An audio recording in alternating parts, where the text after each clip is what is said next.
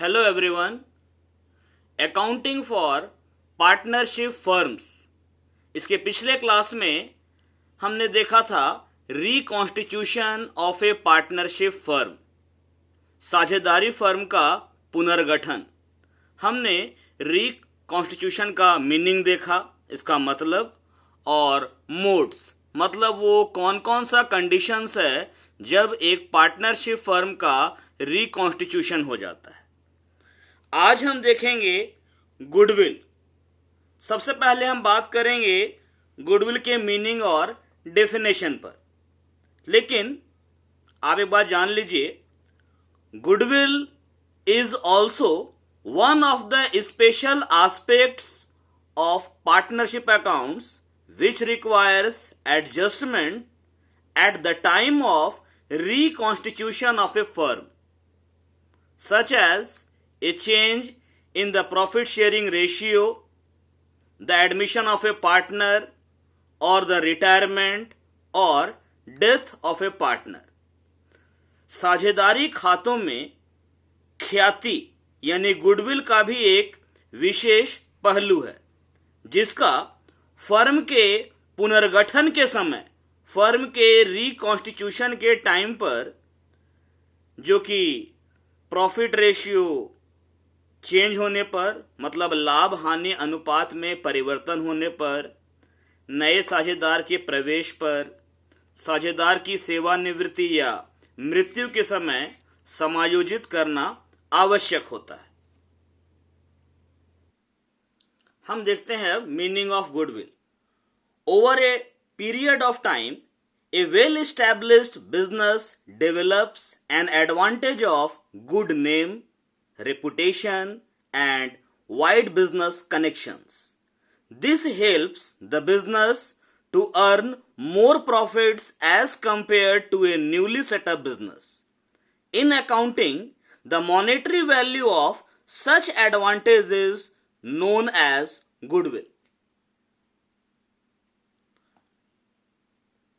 एक सुस्थापित व्यवसाय को, एक वेल एस्टैब्लिश्ड बिजनेस को कुछ समय के पश्चात, कुछ टाइम पीरियड बीत जाने के बाद में प्रतिष्ठा और विस्तृत व्यावसायिक संबंधों का लाभ मिलने लगता है। ये जो है, इस तरह के जो लाभ हैं, व्यवसाय को न्यूली सेटअप बिजनेस के कंपैरिजन में ज्यादा प्रॉफिट अर्न करने में मदद करता है। अकाउंटिंग में ऐसे प्रॉफिट के मॉनेटरी वैल्यू को, मौद्रिक मूल्य को हम ख्याति कहते हैं, गुडविल कहते हैं। फिर से एक बार बता दे रहे हैं आपको, over a period of time, a well established business develops an advantage of good name, reputation and wide business connections. This helps the business to earn more profits as compared to a newly set up business. In accounting, the monetary value of such advantage is known as goodwill.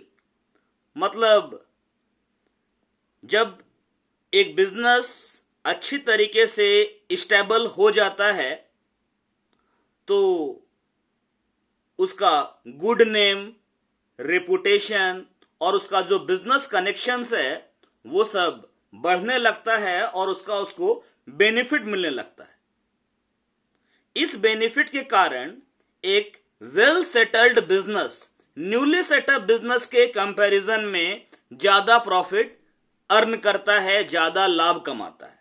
और accounting में ऐसे ही profit के monetary value को, मौद्रिक मूल्य को हम ख्याति कहते हैं। गुडविल जो है एक इंटेंजिबल एसेट है। Goodwill is an intangible asset. In other words, goodwill is the value of the reputation of a firm in respect of the profits expected in future over and above the normal profits. Goodwill को, ख्याति को एक अमूर्त संपत्ति समझा जाता है। दूसरे शब्दों में, गुडविल किसी भी बिजनेस के रेपुटेशन का ऐसा वैल्यू है जिससे वह उस बिजनेस में इंगेज्ड अदर ऑर्गेनाइजेशंस के द्वारा अर्न किए गए नॉर्मल प्रॉफिट के कंपैरिजन में ज्यादा प्रॉफिट अर्न करता है।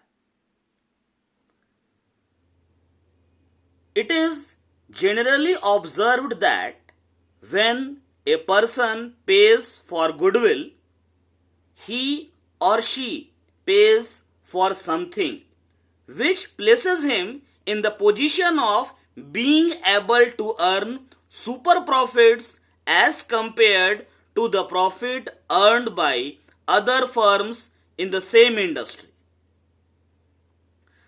सामान्यतः यह देखा गया है कि जब एक व्यक्ति गुडविल के पैसे का पेमेंट करता है, भुगतान करता है, तो ऐसा पेमेंट उसे अधिक प्रॉफिट प्राप्त करने की पोजीशन में पहुंचा देता है, जिसे वह मात्र अपनी कोशिशों से प्राप्त नहीं कर सकता था।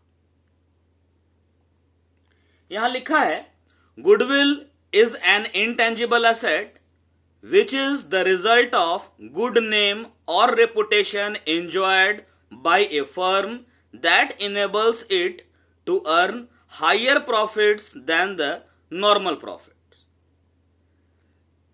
Goodwill is an intangible asset.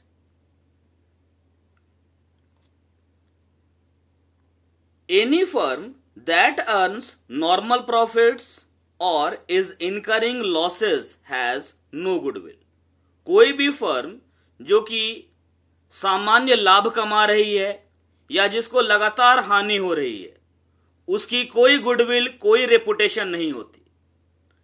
इसलिए हम कह सकते हैं गुडविल क्या है? The reputation of the business, the representation of the business, the benefit and advantage of good name and reputation, attractive force which brings in customers. Goodwill वो आकर्षित करने की शक्ति है जिससे ग्राहक हमारे बिजनेस की ओर आकर्षित होते हैं। Goodwill is one thing which distinguishes an old established business from a new business. नए बिजनेस और पुराने सेटल्ड बिजनेस में गुडविल का ही अंतर होता है।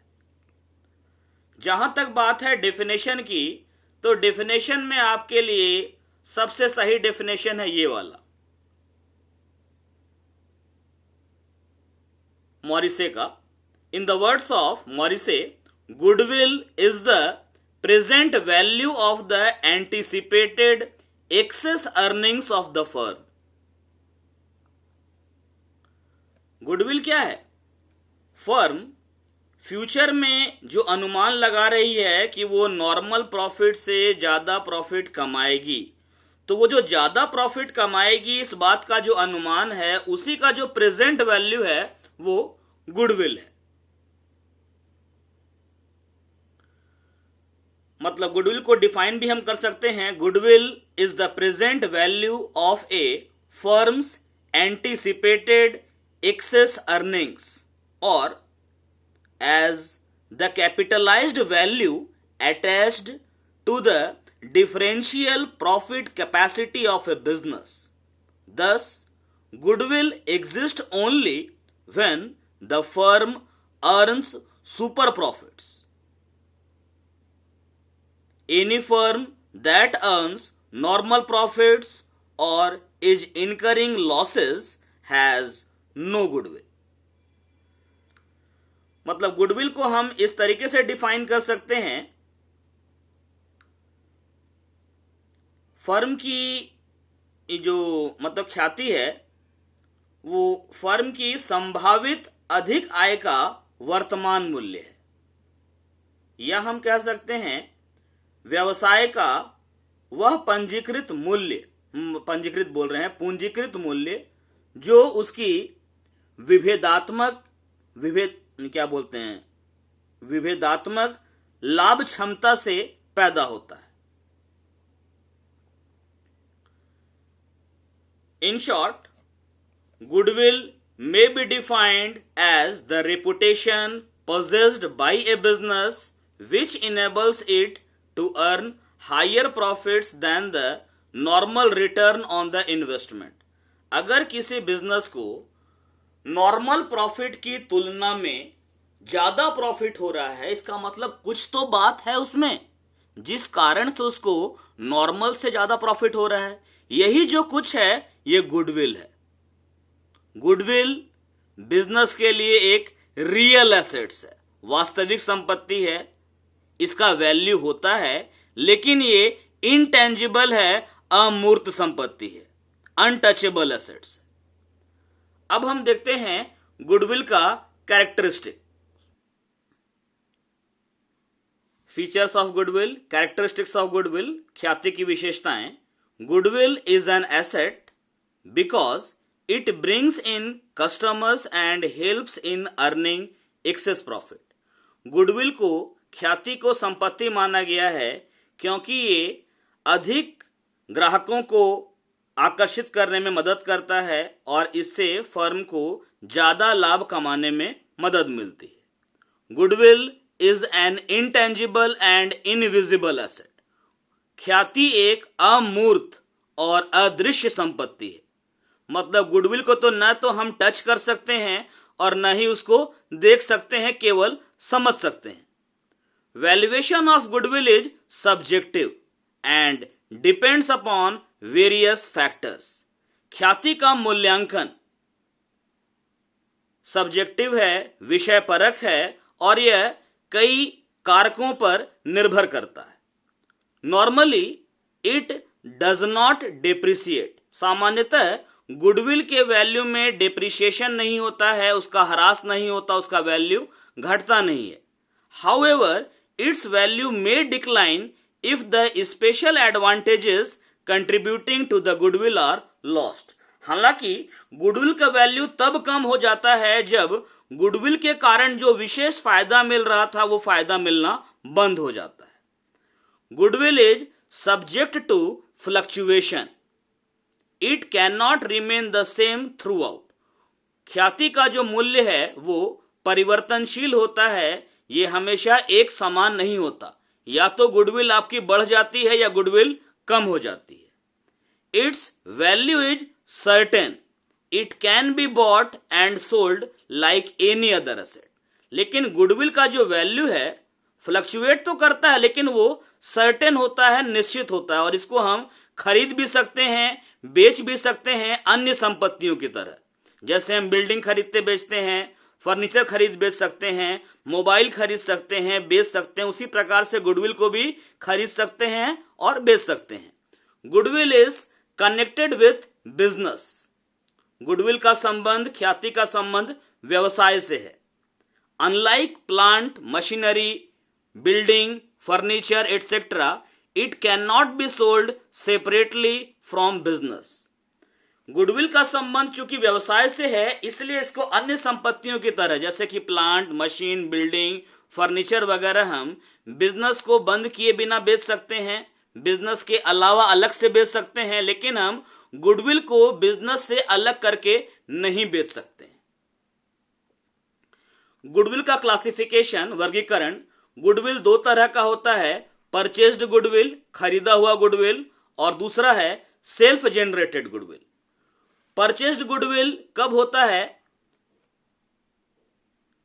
परचेज्ड गुडविल का फॉर्मूला है purchase price of business minus net value of assets purchased. जिस बिजनेस को हमने खरीदा है उस बिजनेस का जो नेट वैल्यू है, अगर उसे ज्यादा परचेज प्राइस दिया जा रहा है तो जो डिफरेंस होगा वो कहलाएगा परचेज्ड गुडविल। नेट एसेट्स मतलब नेट वैल्यू ऑफ एसेट्स क्या होगा? Assets minus liabilities. और दूसरा होता है सेल्फ जनरेटेड गुडविल। जो गुडविल अपने आप पैदा होता है क्योंकि आपके बिजनेस का लोकेशन अच्छा है, आप अच्छी क्वालिटी के प्रोडक्ट में डील करते हैं, आफ्टर सेल सर्विस प्रोवाइड करते हैं, आपके बिजनेस का मैनेजमेंट अच्छा है, तो इस कारण से धीरे धीरे आपके बिजनेस का रेपुटेशन बढ़ जाता है। इस तरह की गुडविल को बोलते हैं सेल्फ जेनरेटेड गुडविल। अब बात करते हैं गुडविल के नेचर की, ख्याति की, प्रकृति की। Goodwill is an intangible and invisible asset. It cannot be seen, touched, melted or broken etc. ख्याति एक अमूर्त और अदृश्य संपत्ति है। इसको न तो हम देख सकते हैं, न छू सकते हैं, न गला सकते हैं, न तोड़ सकते हैं। It is a fixed asset, यह एक स्थायी संपत्ति है, यानी कि non current asset of the business. दो it is a fixed asset, it cannot be sold independently during the life of the business. हालांकि यह स्थायी संपत्ति है, लेकिन फिर भी इसको बिजनेस के जीवन काल में अलग से बेचा नहीं जा सकता है। Goodwill is undetachable from the business, goodwill को बिजनेस से अलग नहीं किया जा सकता। गुडविल कैन बी सोल्ड और realized only when the business is sold. Goodwill को तभी हम बेच सकते हैं, वसूल सकते हैं, जब बिजनेस को बेचा जा रहा हो। Goodwill is related with the profits of the business, goodwill का संबंध व्यवसाय के लाभों से है। Higher the profit, higher value of the goodwill, lower the profit, lower the value of goodwill. जितना ज्यादा लाभ होगा उतना ही ज्यादा फर्म का गुडविल होगा, और जितना कम प्रॉफिट होगा उतना ही कम गुडविल होगा।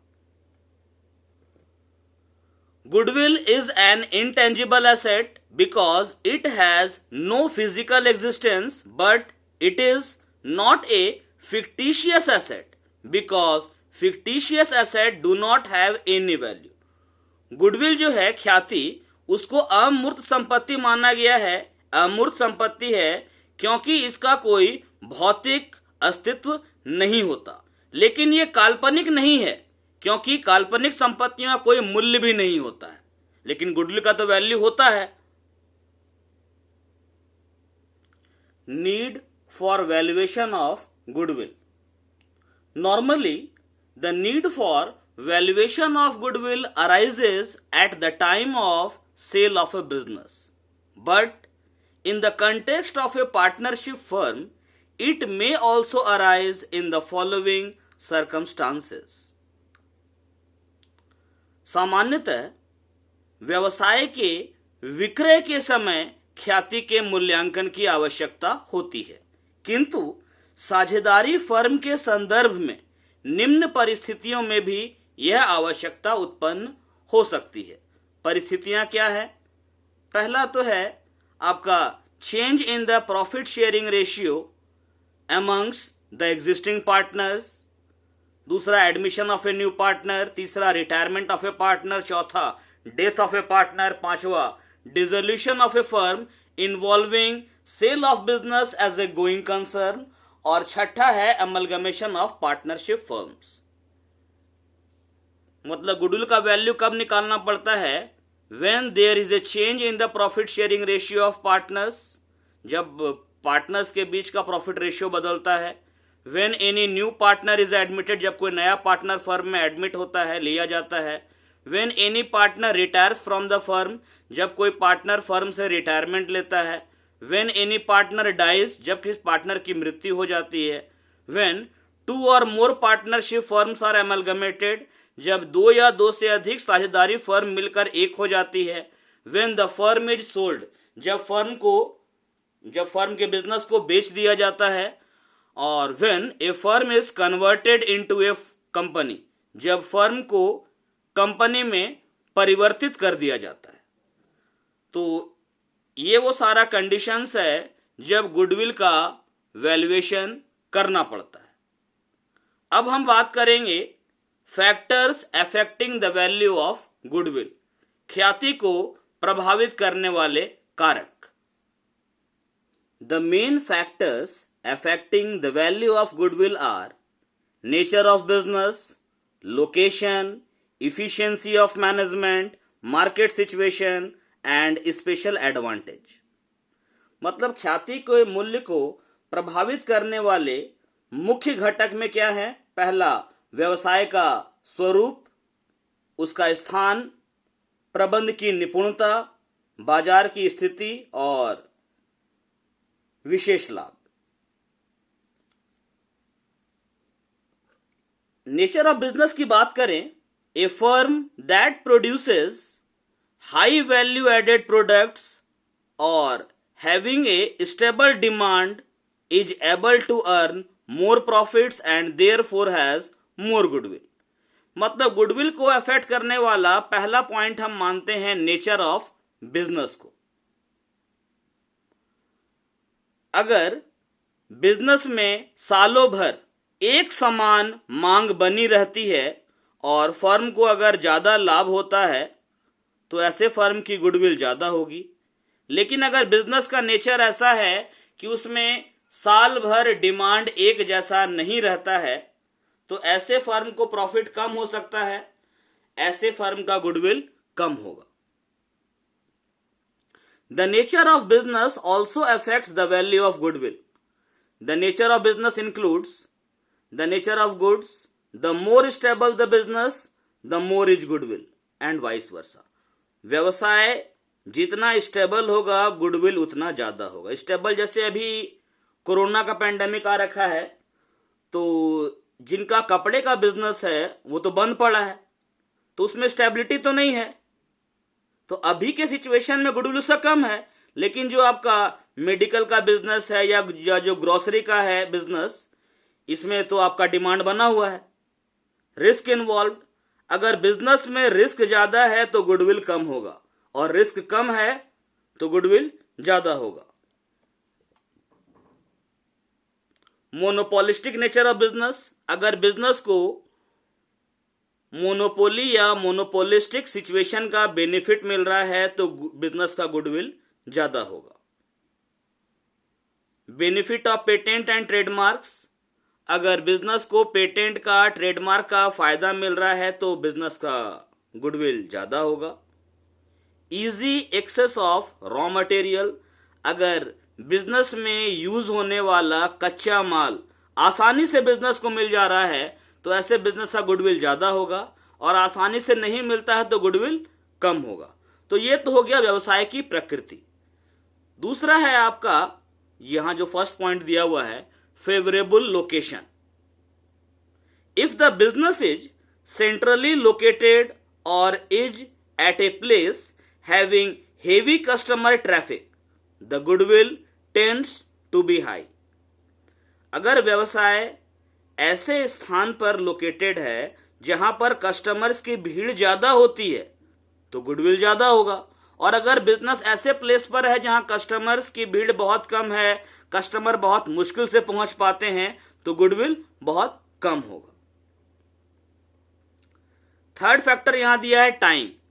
जैसे जैसे टाइम बीतेगा बिजनेस स्टेबल होने के बाद से गुडविल बढ़ता जाएगा, यानी कि न्यूली सेटअप बिजनेस का गुडविल कम होता है और वेल सेटल्ड बिजनेस का गुडविल ज्यादा होता है। कैपिटल रिक्वायरमेंट, जिस बिजनेस में कम कैपिटल का जरूरत है उसका गुडविल ज्यादा होता है, जिसमें कैपिटल ज्यादा चाहिए उसमें गुडविल कम होता है। ट्रेंड्स ऑफ प्रॉफिट्स, प्रॉफिट का ट्रेंड, अगर प्रॉफिट लगातार बढ़ रहा है, फ्लक्चुएशन कम होता है, मतलब कि प्रॉफिट एक समान बना रहता है साल हमेशा, तो गुडविल ज्यादा होगा। और अगर प्रॉफिट में फ्लक्चुएशंस है, कभी प्रॉफिट कभी लॉस, कभी बहुत ज्यादा प्रॉफिट कभी बहुत ज्यादा लॉस, ठीक है, तो ऐसे केस में गुडविल कम होगा। नेक्स्ट है efficiency of management. A well managed concern usually enjoys the advantage of high productivity and cost efficiency. This leads to higher profits and so the value of goodwill will also be high. मतलब एक ऐसी firm जिसका management अच्छा है उस firm की productivity यानी कि प्रोडक्शन करने की कैपेसिटी ज्यादा होती है। ऐसी फर्म कॉस्ट इफिशिएंट होती है, मतलब उसका जो खर्च है वो भी कम होता है। इस कारण से फर्म का प्रॉफिट बढ़ जाता है और उसकी गुडविल भी ज्यादा होती है। लेकिन अगर मैनेजमेंट इफिशिएंट नहीं है, कहने का मतलब प्रोडक्टिविटी कम है, प्रोडक्शन करने की कैपेसिटी भी कम है, ठीक है, कॉस्ट इफेक्टिवनेस भी नहीं है, खर्च भी ज्यादा हो रहा है, तो क्या होगा, प्रॉफिट कम होगा, तो गुडविल भी कम होगा। नेक्स्ट है पर्सनल क्वालिटीज। गुडविल जो है वो बिजनेसमैन के पर्सनल क्वालिटीज पे भी डिपेंड करता है, जैसे बिजनेसमैन का कस्टमर से रिलेशन कैसा है, वो ईमानदार है या नहीं, ठीक है, हार्ड वर्किंग है या नहीं, उसका नेचर कैसा, एक्सपीरियंस है, ठीक है, इन सब चीजों पर भी गुडविल डिपेंड करता है। अगले क्लास में हम लोग देखेंगे वैल्यूएशन ऑफ गुडविल, ख्याति का मूल्यांकन। तो पहले मेथड्स जानेंगे और फिर प्रैक्टिकल प्रॉब्लम्स देखेंगे।